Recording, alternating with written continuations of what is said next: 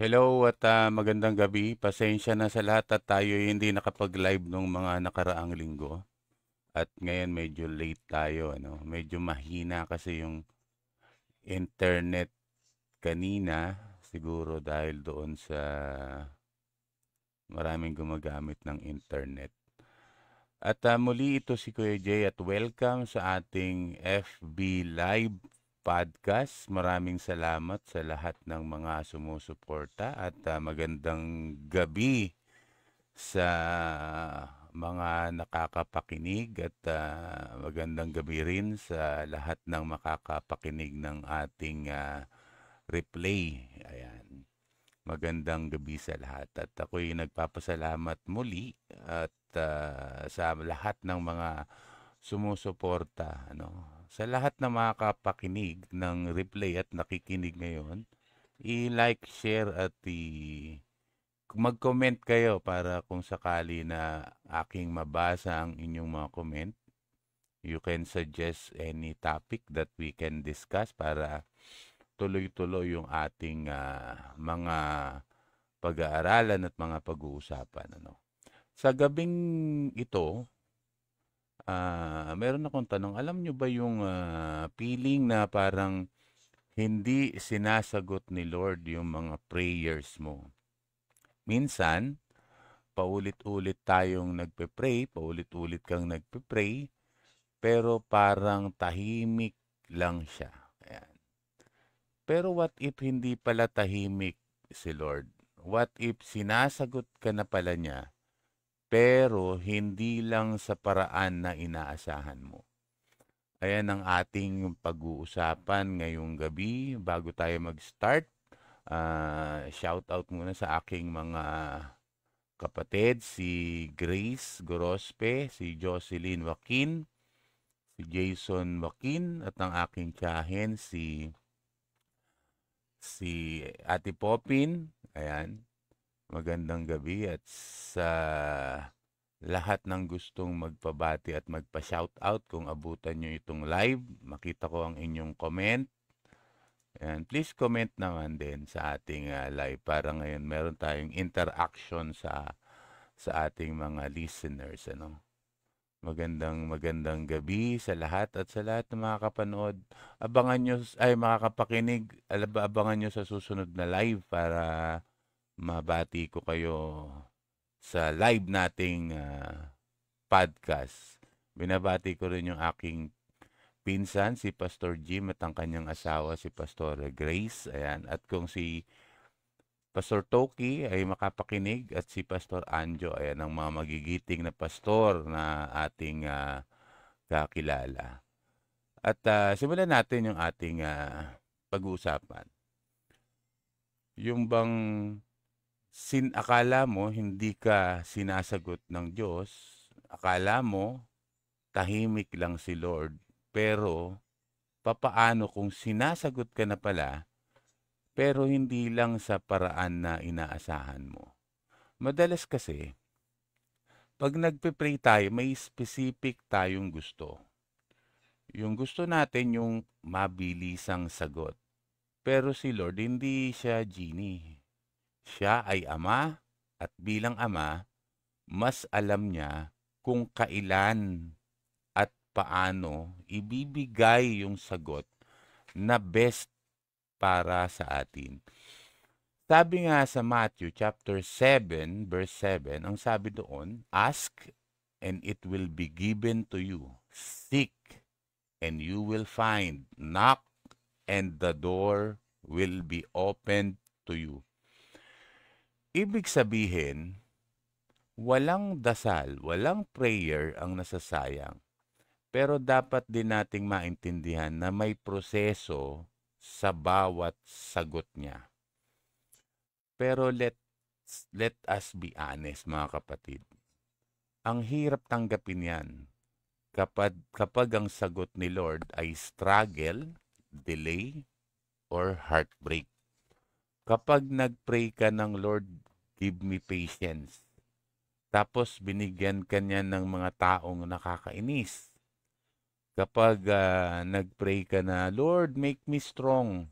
Tapos sunod-sunod ang problema. Kapag nag-pray ka, Lord, teach me to love. Tapos may dumarating na mga taong ang hirap mahalin. Parang, Lord, ito ba yung sagot? Pero sabi nga sa James chapter 1, verse 2 to 4, consider it pure joy, my brothers and sisters, whenever you face trials of many kinds, before you know that the testing of your faith produces perseverance. Let perseverance finish its work so that you may be mature and complete, not lacking anything. Kaya pala minsan, hindi niya inaalis ang struggle kasi doon niya tayo pinapatatag. At sabi pa ni Lord sa Isaiah chapter 55, verse 8 to 9, for my thoughts are not your thoughts, neither are your ways my ways, declares the Lord.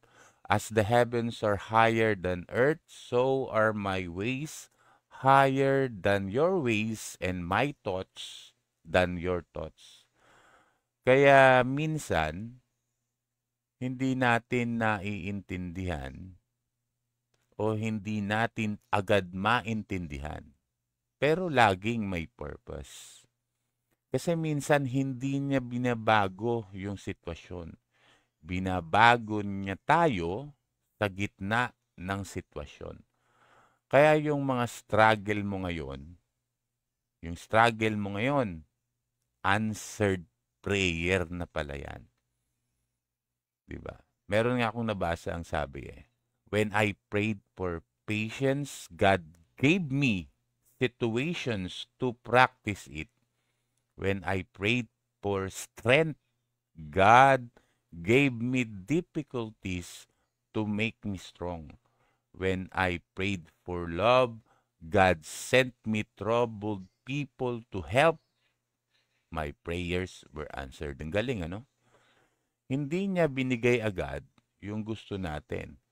Pero binigay niya yung kailangan natin para lumago, tumatag, at matutong magtiwala ng buo.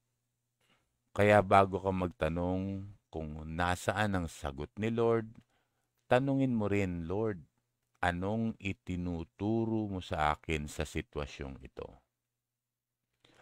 Baka kasi sagot na pala yan. Disguise as a process, a challenge, or even a person. Sabi sa Romans chapter 8, verse 28, and we know that in all things, God works for the good of those who love Him, who have been called according to His purpose. Dahil tandaan mo, God always answers. Minsan yes, minsan wait, minsan no, but definitely God always answer, and His answer is always the best. Manalangin tayo. Lord, salamat po kasi alam nyo kung ano ang tunay naming kailangan. Turuan nyo kaming magtiwala sa timing ninyo kahit minsan mahirap. Bigyan nyo kami ng puso na marunong magpasalamat kahit hindi namin nakukuha agad ang gusto namin. In Jesus' name, Amen. Grabe, ano? Minsan, mga kapatid, minsan pala hindi natin kailangan ng bagong sagot, kundi ng bagong pananaw sa sagot ni Lord.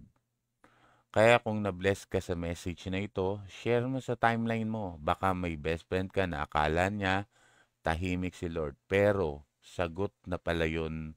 Sagot na pala yung pinagdadaanan niya. Comment mo rin, Lord, salamat sa sagot mo kahit mahirap maintindihan. Tandaan mo, God always answers. At muli, ito po si Kuya Jay. At maraming salamat.